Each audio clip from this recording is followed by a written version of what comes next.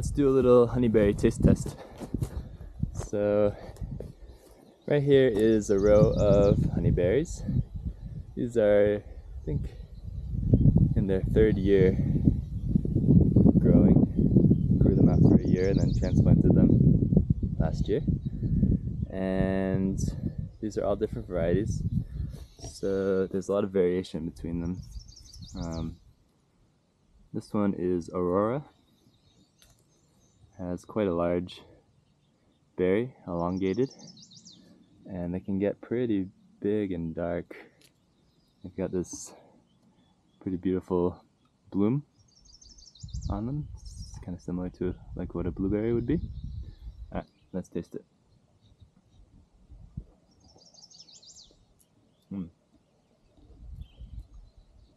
These have really good flavor. I think these are one of the best, for sure. They're really sweet. Pretty soft, juicy, and pretty much no bitterness. A little sourness, along with the sweetness. But yeah, those are really good.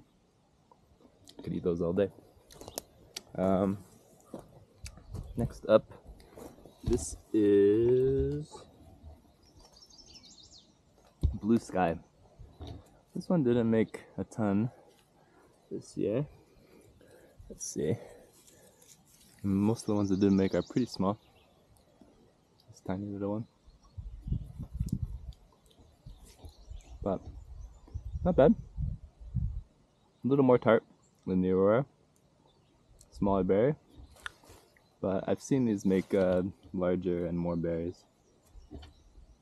But it just didn't make much this year. Pretty good. This one is Borealis. Did not make much at all. Let's see, there's a couple over here. Little rounder berry, a little smaller. But like I was saying, the size can vary a bit year to year. Pretty good. Yeah, really good actually. Good flavor. Kind of melts in your mouth. The skin is nice and squishy. Yeah, delicious. Alright, next one. This is Indigo Gem. It's a little, hasn't grown quite as much as some of the other ones, but it does have a decent amount of berries on for its size. You can see a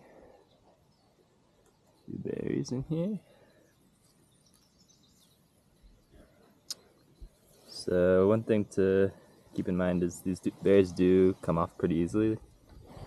And you want to wait for them to be pretty ripe before you're eating them for the best flavor. So you gotta be really careful if you have any bird netting, which I do recommend, because birds will find these and strip them bare. Gotta be careful taking it on and off, because the berries will fall off. You can also use something like a tarp or something and just shake the bush to get a bunch of berries off all at once, which I definitely would recommend if you're doing it in larger quantities. So, alright, here's some of the Indigo Gem. Has a more round berry, not quite as elongated, with less pointy, kind of smoother edges. The flavor is definitely, that's really good. Almost tastes like a wine or something. It's kind of deeper and more complex. These are really good. I say that and the Aurora are my favorite so far. This one is Honeybee, and this one's usually made these really tiny, pointy berries. Not very many of them this year. I haven't grown this in other places, so I'm not really sure. If they get much bigger than that, probably a little bit. And these aren't super ripe either. Oh yeah, you can see some bigger ones. They're just not ripe yet, so a little later ripening. This one is considered to be a really good pollinator for a lot of the other ones. It's kind of a misformed berry. I'm going to be growing some of these from seed next year. I'm excited about. Flavor, fine. There's like not enough of it to even taste that much. Little sweetness, little tartness. All right, last one. This is Berry Blue, also known as Czech 17, and the berries are yay big, not too big, not too small. Solid flavor. I'd say they're pretty mild actually. They're like both less tart and less sweet,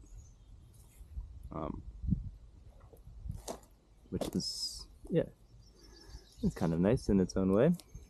Not quite as intense of a flavor. Lots of these little berries. This one is super easy to grow and super vigorous. They're all pretty easy to grow. This one is especially vigorous and easy to propagate.